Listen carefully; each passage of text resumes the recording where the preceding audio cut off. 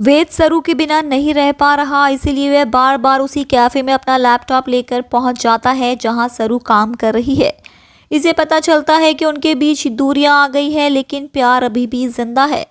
अन्नपूर्णा जी सरू को ढूंढते हुए उसी कैफे में पहुंचने वाली है।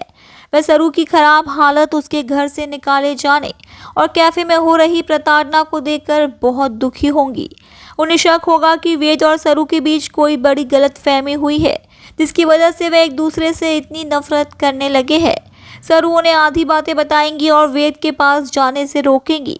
अन्नपूर्णा जी अब बहुत कंफ्यूज्ड है कि इस समस्या का समाधान कैसे करे, क्योंकि उन्हें ना तो सरू से पूरी बात पता चल रही है, ना ही वेद से। वे सच्चाई का पता लगाने के लिए चंद्रू को कहेंगी। अनिका कोशिश कर रही है कि किसी तरह सरू पर जानलेवा हमला करवाए। अनिका चाहती है कि सरू डरकर इस शहर, कॉलेज और वेद को छोड़कर हमेशा के लिए चली जाए।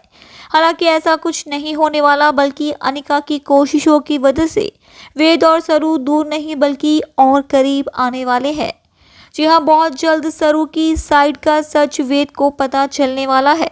पहला शक तो वेद को पहले ही तब हो गया था जब उसने अपनी मां के फोन में सरू और किसी अन्य व्यक्ति की फोटो देखी थी। अब धीरे धीरे ऐसी कई घटनाक्रम होंगे जिनसे वेद को अपनी मां पर शक होने लगेगा। वेद अब अपनी मां पर निगरानी रखेगा।